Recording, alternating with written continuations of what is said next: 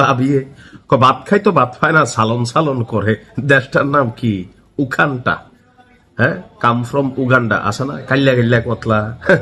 তো যাই হোক, গায়ের রং নিয়ে আমি আসলে কোনো রেসিজম করতেছি না, কিন্তু ভাত খাই তো ভাত খায় না, মানে এতটা অভাবী একটা দেশ। এদের দেশে ঠিকমতো হাগু করার মতন এদের টয়লেট নাই, রাস্তাঘাট নাই, এমনকি জনজীবন খুবই দারিদ্র সীমার নিচে বসবাস করে। কিন্তু ফন্দে মোহে আসমান দেহে, কুমিল্লার ভাষা আর কি। মানে এমন এক ঘোষণা দিছে, আচ্ছা ইরানের মতন রাষ্ট্র যদি উগান্ডারে একটা গুতা মারে, ঠেলার লোকে কই যাইব গা? আসেন, মানে ওই যে নামটা কি, তার নামটার ভিতরে একটা কিরুমা বাবা আছে, মানে গাই গাই বাবা আছে। নামটা কি? মহুজি কাইনেরু গাবা।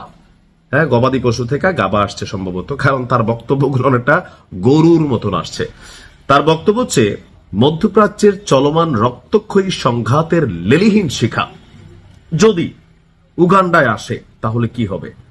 উগান্ডার সেনাপ্রধান জেনারেল মহুজি কাইনেরু গাবা এক ঘোষণা দিয়া ভাইরাল হওয়ার চেষ্টা, আর কি আমার ধারণা ভাইরাল হওয়ার, অথবা আমেরিকার কাছে পাত্তা রাত্তা পায় না, তো ওই যে একটু টাইম লাইনে আসা বা ট্রাম্পের নজরে পড়া বা ইসরায়েলের নজরে পড়া। সে বলছে যে ইসরায়েল যদি ধ্বংসের মুখে পড়ে ইসরায়েল, তবে সে কি করবে?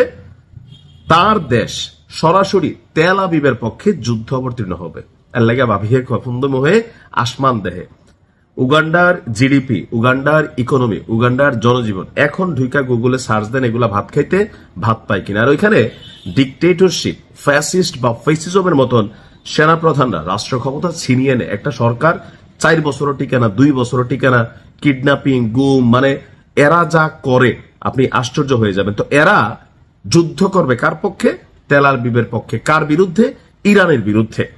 এক টুইটার এই মুহূর্তে বিশ্বজুড়ে একটা লাড়াচাড়া দিছে। তার বক্তব্য, আমরা চাই মধ্যপ্রাচ্যের যুদ্ধ এখানে শেষ হোক, বিশ্ব এই সংঘাতে ক্লান্ত। এর দুর্ভন্ত বাতিজা বালাই একুছিল, তবে ইসরায়েলকে ধ্বংস বা পরাজিত করার যে কোনো কথা আমাদের এই যুদ্ধে টেনে নেবে। আহো, হ্যাঁ বাতিজা আহো, হোকার মধ্যে সিলমাইরা দিব না। মানে অনেকে আমার বলেন যে ভাই আপনার মুখে তো এমন ভাষা, কিতা কইরাম ভাই, বিশ্বে শরীরটা জর্জর করে। মানতে পারি আমেরিকা কয়, মানতে পারি ফ্রান্সে কয়, জার্মানি কয়, মানে আছে মেশিন। তো তার মতো এই উগান্ডা ফুগান্ডা যদি এসব কথা কয়, তাও তো ধরেন একটু ফিল্টারিং করে বলতেছি আর কি। তো যাই হোক, তার বক্তব্য হচ্ছে আমরা চুপ থাকবো না, আমরা লড়াই করব। এমনকি ইরানকে লক্ষ্য করে হুঁশিয়ারি উচ্চারণ করছেন, বলছে তেহরান যদি আমাদের উপর ক্ষেপণাস্ত্র হামলার দুঃসাহস দেখায়, তবে আমরাও আমাদের নিজস্ব ক্ষেপণাস্ত্র দিয়ে তার সমুচিত জবাব দেব। তো ক্ষেপণাস্ত্র কোনটি? ওই দেখবেন বাংলাদেশে এরকম টিকটকে রিলস আসে, কলা গাছ দিয়া ফোলাফেনে ফুংডামি করে এরকম ইয়া বানায়, বাংলাদেশি মিসাইল। আমাদের তো নাই, তো মাঝে মাঝে রিলসে দেখেন না? তো ওই টাইপের মিসাইল কিন্তু উগান্ডার কাছে আছে। এটা উত্তর পাড়াতে মারলে দক্ষিণ পাড়া যাওয়ার আগে মুসলিম ভাইয়ের বউয়ের বাড়িটার কাছে দিয়ে যাওয়ার সময় তপাস করে পড়া যায়। ভাবিওকে কিতা বললো, কলা গাছ কলা গাছ, মানে প্রতিরক্ষা সিস্টেম নাই। ভাবির বাড়ির উপর দিয়ে যাওয়ার সময় এমনি পড়া যায়। তো উগান্ডার মিসাইল বা ক্ষেপণাস্ত্রের সক্ষমতা আমার ধারণা এর থেকে বেশি না। জেনারেল মুহুজুবি আপনার উগান্ডার প্রেসিডেন্ট ইও ওয়েরি মুসেভ্যানির পুত্র এবং দেশটির নিরাপত্তা ব্যবস্থার অন্যতম প্রধান স্তম্ভ। অর্থাৎ তার বাবা পশ্চিমাদের পাঠা চাইটা, ওইখানে হচ্ছে একটা নির্বাচন উত্তর কোরিয়ার মতন। কিম জং উন কত পার্সেন্ট ভোট পায়? 99.99 ভোট পায় কিম জং উন। তো উগান্ডাতেও অনেকটা এই সিস্টেম। তো এইসব কথা শুনলে গরু হাসে, ছাগল কান্দে, মানুষ কি করে জানি না।